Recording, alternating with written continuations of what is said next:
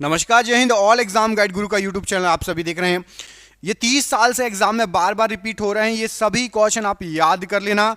आप क्वेश्चन देखिए खुद बोलोगे कि हाँ सर, कहीं ना कहीं हमने इसको एग्जाम में देखा है, मेरे पहले वाले एग्जाम में आ चुके हैं। और ये गारंटी है कि ये आगे भी आते रहेंगे, तो इनको अच्छे से कर लेना। ये पूरी सीरीज रहेगी तो आप लगा लेना, ठीक है। जितनी जल्दी हो सकेगा मैं पूरे 1000 क्वेश्चन करा दूंगा। बहुत इंपॉर्टेंट सभी ये क्वेश्चन रहेंगे। तो करते हैं वीडियो को। बहुत अच्छे क्वेश्चन है, ठीक है। पहला क्वेश्चन देखिए, लक्षद्वीप समूह के द्वीपों की उत्पत्ति किस प्रकार हुई है? तो लक्षद्वीप बना है आपका शैवाल से। एक द्वीप है न्यूमूर द्वीप, ये कहां पर पड़ता है? तो ये बंगाल की खाड़ी में है। लक्षद्वीप समूह कहां स्थित है? तो लक्षद्वीप समूह आता है अरब सागर में। लक्षद्वीप में द्वीपों की संख्या कितनी है? तो 36 द्वीप हैं लक्षद्वीप में, याद रखना, ठीक है। भारतीय उपमहाद्वीप किस भूखंड का भाग है? बहुत बार रिपीटेड क्वेश्चन, गोंडवाना लैंड का भाग है। भारत किस गोलार्ध पर स्थित है? आपको आ जाए तो आपको बताना है उत्तरी और पूर्वी गोलार्ध पर भारत स्थित है।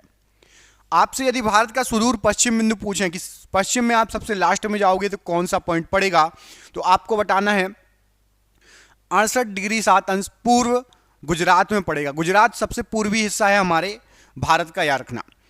शिव समुद्रम किस नदी द्वारा बनाया गया द्वीप है? तो शिव समुद्र बनाया कावेरी नदी पर बनाया गया द्वीप है। आदम का पुल किन दो देशों के मध्य है? तो आदम का पुल जो है ये भारत और श्रीलंका के मध्य है। दक्कन पास किसके बीच स्थित है? तो दक्कन पास जो है आपका ये दक्षिणी अंडमान और छोटा निकोबार के बीच स्थित है। किसके द्वारा भारत श्रीलंका से अलग होता है? तो पाक जलडमरू मध्य। ये क्वेश्चन सबके एग्जाम में आया होगा, पाक जलडमरू मध्य आपने देखा होगा कहीं ना कहीं। भारत के किस प्रदेश की सीमाएं तीन देशों से क्रमशः नेपाल, भूटान और चीन से मिलती है? तो याद रखना सिक्किम ऐसा आपका राज्य है जो एक तरफ नेपाल से टच होता है, भूटान से टच होता है और चीन से भी टच होता है। भारत के किस राज्य को तीन तरफ से बांग्लादेश ने घेर रखा है? तो त्रिपुरा एक ऐसा राज्य है जो तीन तरफ से बांग्लादेश से घिरा हुआ है। अब यदि आपको भारत का पूरा क्षेत्रफल आ जाए तो याद रखना है आपको 32,87,263 वर्ग किलोमीटर भारत का कुल क्षेत्रफल। अच्छा, स्थलीय सीमा की लंबाई आ जाए तो आप यदि किनारे किनारे भारत के स्थलीय सीमा में घूमेंगे तो 15,200 किलोमीटर की आपको सफर करना पड़ेगा। भारत का विस्तार उत्तर दक्षिण में कितना है किलोमीटर में? तो उत्तर दक्षिण में 3,214 किलोमीटर आपको चलना पड़ेगा यदि आप पूरा उत्तर दक्षिण कवर करना चाहेंगे, उत्तर से दक्षिण कवर करना चाहेंगे। भारत का विस्तार पूर्व से पश्चिम, यदि आप पूर्व से चलो मतलब आप अरुणाचल प्रदेश से यदि गुजरात चल के जाओगे तो आपको 2,933 किलोमीटर का सफर करना पड़ेगा। किस देश का भारत के साथ सबसे कम सीमा विस्तार है? तो अफगानिस्तान, केवल 106 किलोमीटर की सीमा है अफगानिस्तान के साथ। किस देश के साथ भारत की सबसे अधिक सीमा है? तो बांग्लादेश के साथ आपकी टोटल 4,096 किलोमीटर सीमा है बांग्लादेश के साथ, याद रखना आप, ठीक है। द्वीप एक है, वह कहां स्थित है? दीव। दीव एक द्वीप है, दमन और दीव सुना होगा ना, तो दीव जो है एक द्वीप है और ये आपके गुजरात के तट पर स्थित है दीव, ठीक है। श्रीलंका को भारत से कौन अलग करता है? तो श्रीलंका को मन्नार की खाड़ी भारत से अलग करती है। भारत का कौन सा भूभाग प्राचीनतम है? तो प्रायद्वीपीय पठार प्राचीनतम भूभाग है। भारत का पूर्वी समुद्री तट किस नाम से जाना जाता है? तो पूर्वी तट को बोला जाता है कोरोमंडल तट। कौन सा? कोरोमंडल। भारत के पश्चिमी समुद्री तट का उत्तरी भाग क्या कहलाता है? तो पश्चिमी समुद्री तट का उत्तरी भाग मतलब ऊपर का भाग कोंकण तट कहलाता है, याद रखना। भारत के पश्चिमी समुद्री तट का दक्षिणी भाग किस नाम से जाना जाता है? तो नीचे का भाग जो है दक्षिणी भाग है आपका केरल वाला, कर्नाटक वाला, ये आपका मालाबार तट कहलाता है। कश्मीर घाटी तथा डल झील किसके बीच अवस्थित है? तो कश्मीर घाटी और डल झील बृहद हिमालय एवं पीर पंजाल के बीच में स्थित है। वैष्णो देवी अमरनाथ गुफा किस हिमालय पर स्थित है? तो वैष्णो देवी अमरनाथ गुफा ये आपका कश्मीर हिमालय पर स्थित है। काली नदी किसकी सहायक नदी है? तो घाघरा की सहायक नदी है काली नदी। फूलों की घाटी कहां पर स्थित है? तो कुमाऊं हिमालय में फूलों की घाटी स्थित है। लोकटक झील किस घाटी में स्थित है? तो लोकटक झील मणिपुर घाटी में स्थित है। हिमालय की रचना समानांतर वलय श्रेणियों से हुई है। इसमें से सबसे प्राचीनतम शैली कौन सी है? तो सबसे प्राचीनतम है आपका बृहद हिमालय श्रेणी, सबसे प्राचीनतम है, याद रखना। लघु हिमालय स्थित है, तो लघु हिमालय शिवालिक और महान हिमालय के बीच में स्थित है लघु हिमालय। उत्तर भारत में उप हिमालय क्षेत्र के सहारे फैले समतल मैदान को क्या कहा जाता है? तो उत्तर भारत में हिमालय के सहारे फैले समतल मैदान को भावर प्रदेश कहा जाता है, भावर। माउंट एवरेस्ट कहां स्थित है? तो माउंट एवरेस्ट आपका नेपाल में स्थित है। नेपाल में माउंट एवरेस्ट का नाम क्या है? कमेंट करके बताना है आपको कि नेपाल में माउंट एवरेस्ट को क्या कहा जाता है। इसको कमेंट करके बताना है, बहुत इजी है, कई बार एग्जाम में आ चुका है। नेपाल को, माउंट एवरेस्ट को नेपाल में क्या कहा जाता है? भारत की सर्वोच्च पर्वत चोटी कौन सी है? तो K2 गॉडविन ऑस्टिन भारत की सर्वोच्च पर्वत चोटी है। दोस्तों, जैसा कि आपके एग्जाम आने वाले हैं, आपके लिए हमने जीके की पीडीएफ तैयार की है। इस जीके की पीडीएफ में आपके history, polity, geography, science, computer, विविध लगभग हर जीके जीएस का पोर्शन कवर रहेगा। और आप जिस एग्जाम की तैयारी कर रहे हैं इसमें से आपको क्वेश्चन बहुत सारे फंसेंगे। ये क्वेश्चन टोटल हमने जो निकाले हैं, टोटल 15,000 क्वेश्चन निकाले। मैं आपको दिखा भी देता हूं, ये देखिए लास्ट क्वेश्चन 15,002, 15,001, पूरे क्वेश्चन 15,000 आपको ऑनलाइन के फॉर्मेट में मिल जाएंगे। इसकी पीडीएफ 900 रुपए की है, लेकिन अभी एग्जाम चल रहे हैं इसलिए केवल और केवल आपको ये जो पीडीएफ मिलेगी ये 100 रुपए में मिल जाएगी। जिसको भी चाहिए अभी ले लो, 1-2 दिन तक का ऑफर है, उसके बाद फिर इसका प्राइस बढ़ जाएगा। 100 रुपए में आपको ये पीडीएफ मिल जाएगी। जिसको भी चाहिए नीचे दिए गए नंबर पर आप जो है फोन पे, गूगल पे, पेटीएम के माध्यम से पेमेंट करके उस पर व्हाट्सएप पे बात कर लीजिए, चाहे कॉल कर लीजिए। कॉल ना उठाऊं तो व्हाट्सएप कर लेना, पेमेंट करके उसका स्क्रीनशॉट मुझे दे देना। आपको ये 15,000 एक साथ पूरे क्वेश्चन मिल जाएंगे। यदि आपने ये रट लिए, लगा लिए, तो भारत का कोई भी एग्जाम है जहां जीके आता है, आपका जो है 100% क्वेश्चन कई इसमें से फंसने वाले हैं। 15,000 क्वेश्चन कम नहीं होते, जरूर ले लेना, ऑफर लिमिटेड समय के लिए है। नंदा देवी चोटी का भाग है तो कुमाऊं हिमालय का भाग है नंदा देवी चोटी। अक्साई चीन का भाग है तो लद्दाख का पठार जो है ये आपका अक्साई चीन का भाग है। गुरु शिखर पर्वत चोटी किस राज्य में है? तो राजस्थान राज्य में है गुरु शिखर पर्वत चोटी। शिवराय की पहाड़ियां कहां अवस्थित हैं? तो शिवराय पहाड़ियां आपकी तमिलनाडु में स्थित हैं। ट्रांस हिमालय मूलतः किसका खंड है? तो ट्रांस हिमालय जो पड़ता है ये यूरेशिया प्लेट का खंड कहलाता है, ट्रांस हिमालय। भारत की सबसे ऊंची पर्वत चोटी K2 अर्थात गॉडविन ऑस्टिन किस पर्वत श्रृंखला में है? तो काराकोरम में है आपकी K2 या गॉडविन ऑस्टिन। लद्दाख पर्वत श्रृंखला का सर्वोच्च शिखर कौन सा है? तो राका पोशी लद्दाख का सबसे ऊंचा पर्वत शिखर है। तिब्बत में ब्रह्मपुत्र नदी को किस नाम से जाना जाता है? तो तिब्बत में ब्रह्मपुत्र नदी को सांगपो नदी के नाम से जाना जाता है। गंगोत्री हिमनद किस हिमालय में स्थित है? तो गंगोत्री आपका कुमाऊं हिमालय में स्थित है। नाथुला एवं जेलेपला का दर्रा किस राज्य में अवस्थित है? तो नाथुला और जेलेपला सिक्किम राज्य में अवस्थित है। चुंबी घाटी कहाँ है? चुंबी घाटी आपकी पड़ती है सिक्किम राज्य में, चुंबी घाटी। बृहद हिमालय मध्य हिमालय से अलग होता है, किसके द्वारा? तो मैन सेंट्रल थ्रस्ट के द्वारा बृहद हिमालय और मध्य हिमालय अलग होता है। मध्य एवं शिवालिक हिमालय के बीच पाया जाता है, तो मध्य हिमालय और शिवालिक के बीच में आपका पाया जाएगा मुख्य सीमांतर दरार। मध्य और महान हिमालय के बीच खुली जगह को क्या कहते हैं? तो मध्य हिमालय और महान हिमालय के बीच जो खुली जगह है उसको घाटी कहा जाता है। पश्चिम में कश्मीर की घाटी और पूरब में काठमांडू की घाटी कहा जाता है। हिमालय की सबसे बाहरी एवं नवीनतम श्रेणी कौन सी कही जाती है? सबसे बाहरी और नवीनतम श्रेणी आपकी शिवालिक हिमालय अथवा उप हिमालय।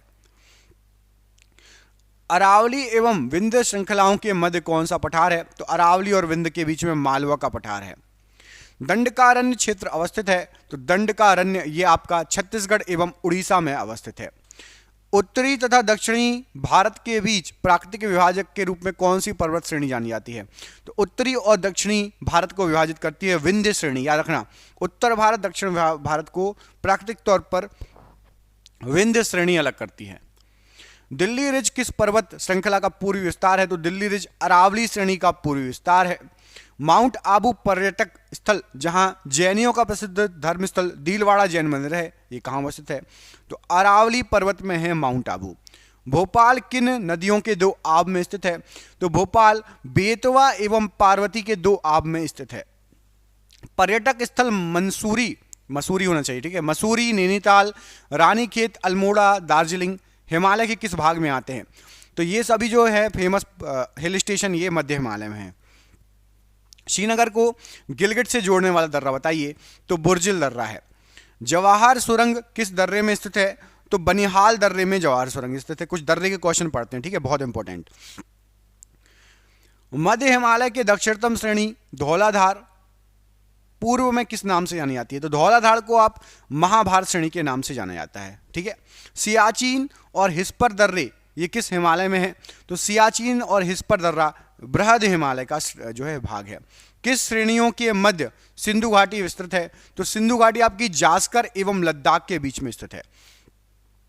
हिमालय की तीनों श्रेणियों को सतलज नदी ने किस गार्ज द्वारा विक्षेपित किया है? तो हिमालय की तीनों श्रेणियों को शिपकिला गार्ज के द्वारा सतलज नदी ने विच्छेदित किया है। जम्मू कश्मीर मार्ग किस दर्रे से गुजरता है? तो जम्मू कश्मीर मार्ग बनिहाल दर्रे से गुजरता है।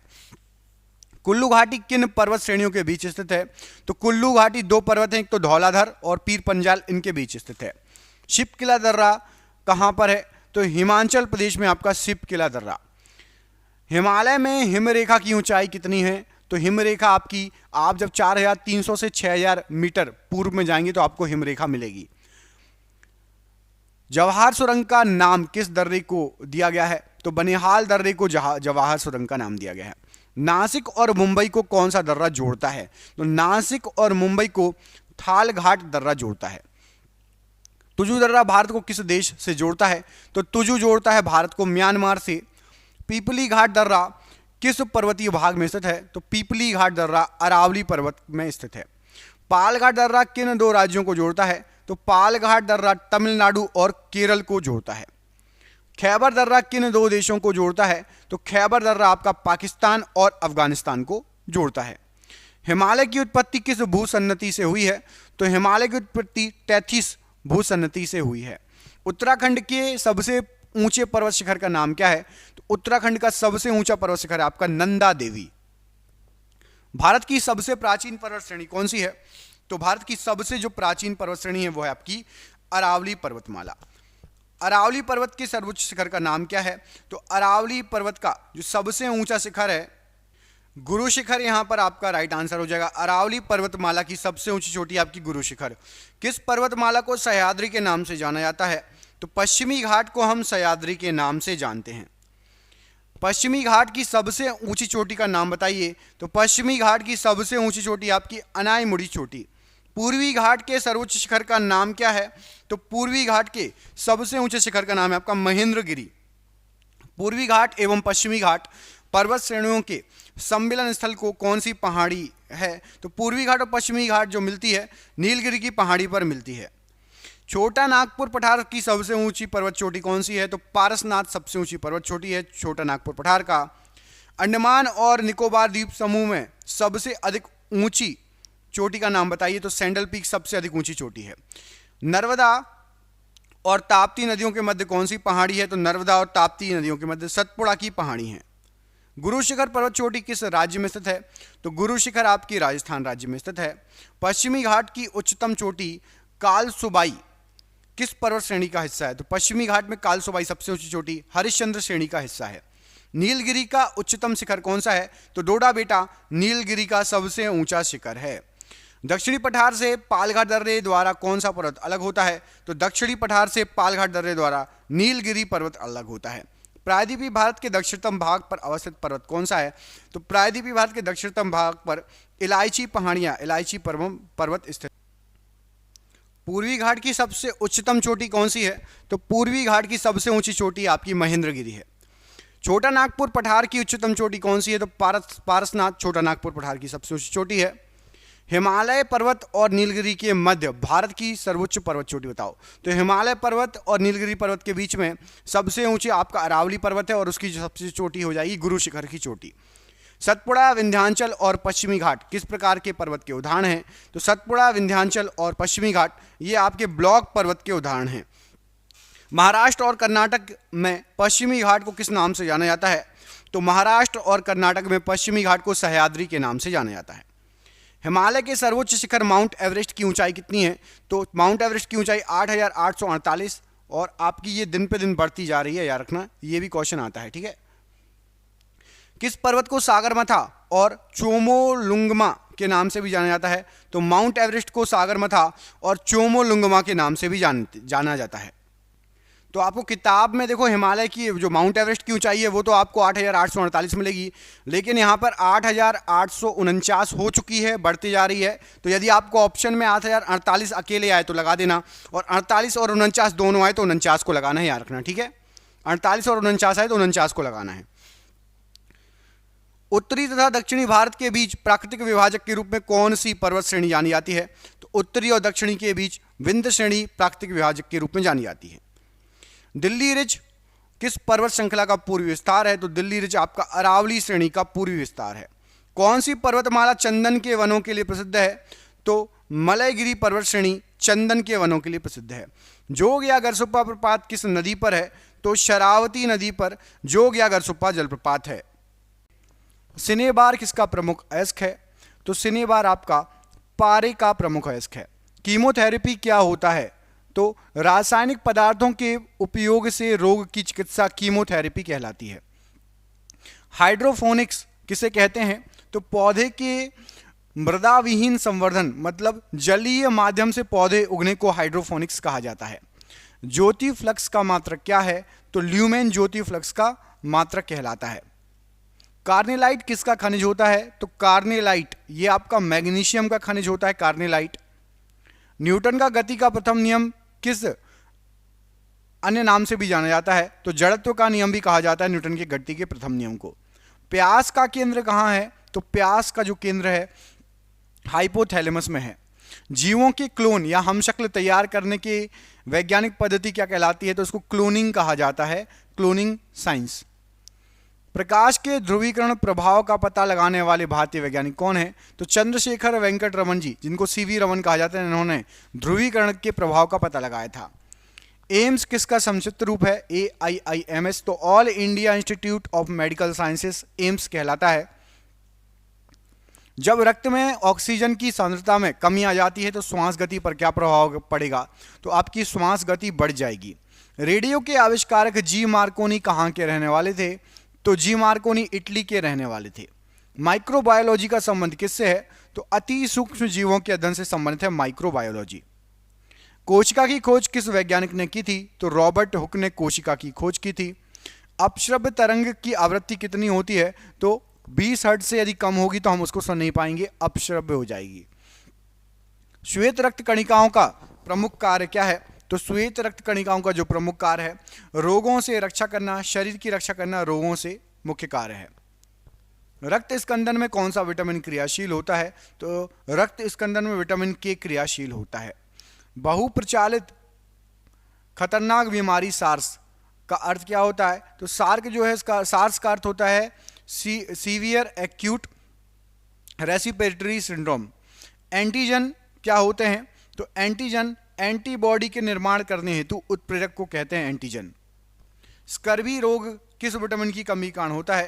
तो यदि आपके शरीर में विटामिन सी की कमी हो जाएगी तो स्कर्वी रोग आपको हो सकता है। यूजेनिक्स किसके अध्ययन से संबंधित है?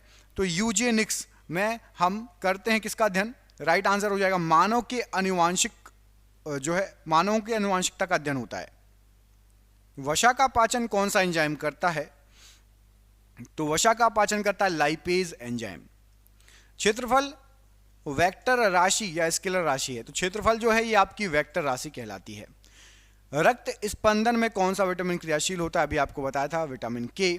यूरिया किसके द्वारा रक्त से पृथक होता है? तो किडनी या गुर्दे के द्वारा यूरिया रक्त से पृथक होता है।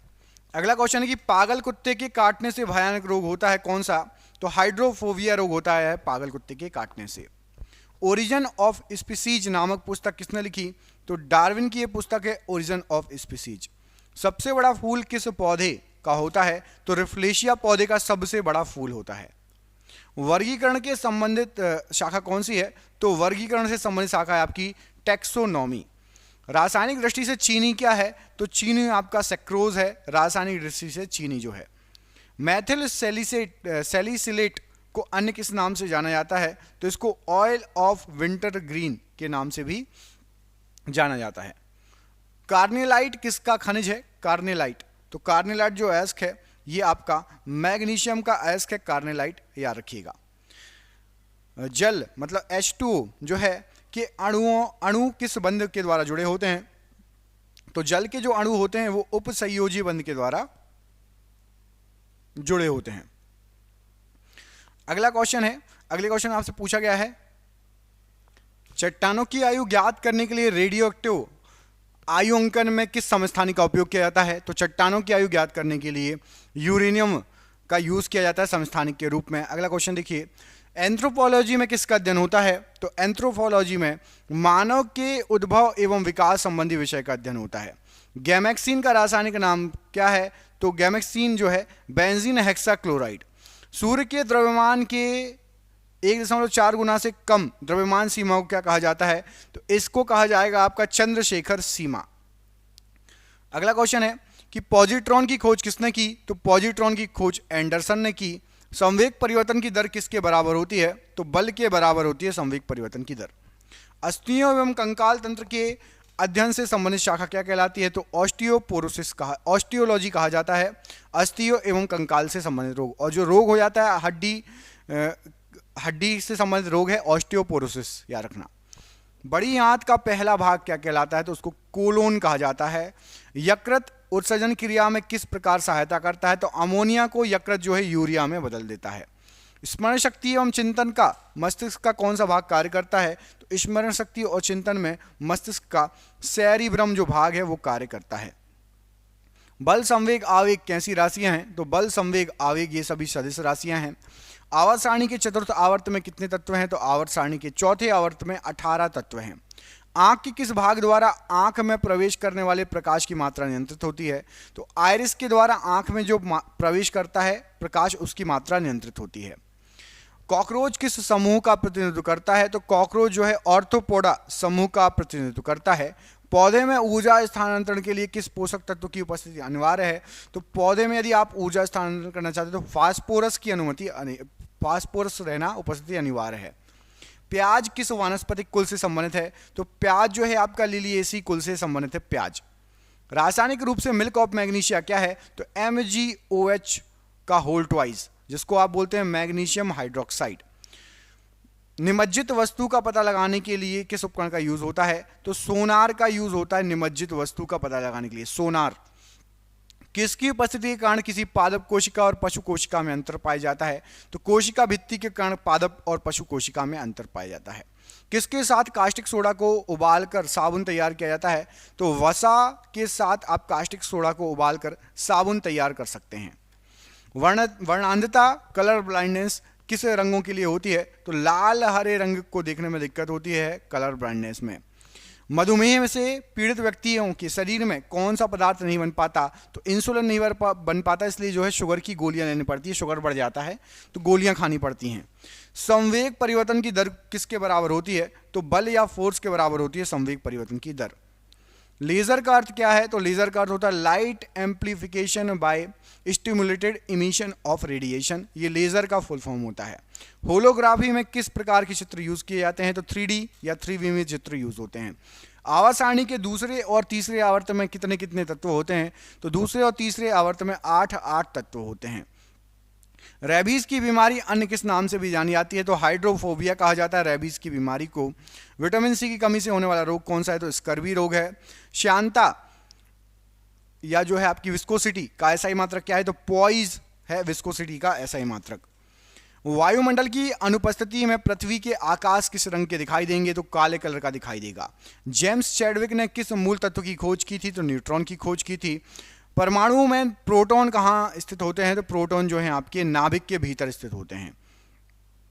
पत्तियों का हरा रंग किसकी उपस्थिति के कारण होता है? तो क्लोरोफिल की उपस्थिति के कारण पत्तियों का हरा रंग होता है। जल के अंदर वायु का बुलबुला किस प्रकार के लेंस की भांति व्यवहार करेगा? तो जल के अंदर यदि वायु का बुलबुला होगा तो ये अवतल लेंस की भांति व्यवहार करेगा। कांच का लाल रंग क्या मिलाकर दिया जाता है? तो कांच में क्यूप्रस लवण मिलाकर कांच में लाल रंग दिया जाता है। प्रोटीन का पाचन कौन से एंजाइम करता है? तो ट्रिप्सिन एंजाइम प्रोटीन का पाचन करता है। किस रंग के प्रकाश में पौधे में प्रकाश संश्लेषण सबसे अधिक होगा? तो लाल रंग का जो है प्रकाश में पौधे में प्रकाश संश्लेषण सबसे अधिक होगा। मॉर्फिन जो है, मॉर्फिन पौधे के किस भाग से प्राप्त होता है? तो मॉर्फिन आपका पुष्पकली या कैपर्स्यूल से प्राप्त होता है मॉर्फिन। किस भारतीय सैटेलाइट को कल्पना चावला की स्मृति में कल्पना 1 नाम दिया गया था? तो मेटसेट को कल्पना 1 नाम दिया गया था कल्पना चावला की याद में। प्रकाश तंतु ऑप्टिकल फाइबर के सिद्धांत पर कार्य करता है? तो प्रकाश के पूर्ण आंतरिक परावर्तन सिद्धांत पर कार्य करता है। एड्स से मानव शरीर का क्या प्रभावित होता है? तो प्रतिरक्षा तंत्र प्रभावित होता है एड्स से। कोशिका की खोज किस वैज्ञानिक ने की थी? तो रॉबर्ट हुक ने कोशिका की खोज की थी। सिरका उद्योग में कौन सा जो है जीवाणु प्रयोग किया जाता है? तो सिरका उद्योग में आपका एसिटोबैक्टर एसिटी का यूज होता है सिरका उद्योग में। रासायनिक तत्वों को संकेतों के रूप में व्यक्त करने का पहला प्रयास किसने किया था? तो बर्जीलियस ने सबसे पहला प्रयास किया था। आवेग बराबर होता है किसके? तो बल तथा उसकी क्रिया के समय के गुणनफल के बराबर होता है आवेग। हेनरी किस भौतिक राशि का मात्रक है? तो प्रेरणा गुणांक के मतलब इंडक्शन कोफिशिएंट का मात्रक है हेनरी। कृत्रिम उपग्रह में विभिन्न उपकरणों का ऊर्जा स्रोत क्या होता है? तो सौर ऊर्जा से चलते हैं कृत्रिम उपग्रह जो सैटेलाइट हमारे अंतरिक्ष में हैं। वह गैस कौन सी है जो स्वयं जलती है लेकिन जलाने में सहायक नहीं होती, जो सड़े अंडे जैसी गंध देती है? तो यह है आपकी hydrogen sulphide H2S gas. Calamine किस तत्व का प्रमुख अयस्क है? तो जिंक का प्रमुख अयस्क है कैलामिन। लोहे पर जंग लगने से लोहे का अपचयन या रिडक्शन होता है या ऑक्सीकरण? तो याद रखना, लोहे पर जंग लगने से इसका मतलब है कि लोहे का ऑक्सीकरण हो गया है। RH फैक्टर की खोजकर्ता कौन थे? तो लैंड स्टीनर और वीनर RH फैक्टर के खोजकर्ता थे। अंडे का बाह्य खोल प्रमुखता किसका बना होता है? तो एक कैल्शियम कार्बोनेट का बना होता है, CaCO3 का बना होता है अंडे का बाह्यतम खोल। तंबाकू में उपस्थित हानिकारक एल्केलॉइड कौन सा है? तो निकोटीन होता है। कौन सा विटामिन घाव भरने में सहायक होता है? तो विटामिन सी घाव भरने में सहायक होता है। ओरल रिहाइड्रेशन विलियन ORS को किस रोग में प्रयोग किया जाता है? सलाह दी जाती है। तो दस्त लगने में ORS का घोल पिया जाता है। यदि कोई वस्तु आपतित प्रकाश के सभी अवयव रंगों का अवशोषण कर लेती है तो वो कैसी दिखाई देगी? तो जितने भी रंग आ रहे हैं सबको अवशोषित कर लेगी तो वो काले कलर की वस्तु दिखाई देगी। सूर्य विकिरण को पृथ्वी तक पहुंचने में लगभग कितना समय लगता है? तो सूर्य विकिरण को पृथ्वी तक पहुंचने में आपके लगभग 8 मिनट लगते हैं। लगभग सूर्य से पृथ्वी तक प्रकाश पहुंचने में 8 मिनट का समय लग जाता है। सेक्सटेंट का उपयोग किसकी मापन के लिए किया जाता है? तो दो पिंडों के बीच की दूरी, एंगुलर दूरी के मापन के लिए, कोणीय दूरी के मापन के लिए किया जाता है। प्रेशर कुकर में खाना जल्दी पक जाता है, ऐसा क्यों? तो अंदर दाब बढ़ने से पानी का क्वथनांक बढ़ जाता है, इसलिए जल्दी पक जाता है। रेडियो तरंगों के प्रेषण में सहायता करने वाली वायुमंडलीय परत कौन सी है? तो आइनोस्फीयर है। हृदय एक झिल्ली से ढका होता है जिसे क्या कहा जाता है? तो इसको पेरिकार्डियम कहा जाता है। धारा घनत्व मतलब करंट डेंसिटी कैसी राशि है? तो करंट डेंसिटी जो है आपकी धारा घनत्व है, ये आपकी सदिश राशि कहलाती है। यदि 40 वाट या 100 वाट के तंतु समान लंबाई के हों तो किस बल्ब का तंतु अधिक मोटा होगा? तो 100 वाट का बल्ब का तंतु अधिक मोटा होगा, याद रखिएगा। निकट दृष्टि के दोष में, मायोपिया में प्रतिबिंब कहां पर बनेगा? तो रेटिना के सामने बनने लगता है, मतलब आगे बनने लगता है निकट दृष्टि दोष में। रंगीन पदार्थ को क्लोरीन विरंजित कर लेती है किस विधि द्वारा? तो यह क्रिया है आपकी अपचयन। ट्राइट्रियम किसका समस्थानिक है? तो ट्राइट्रियम जो है आपका ये हाइड्रोजन का समस्थानिक है।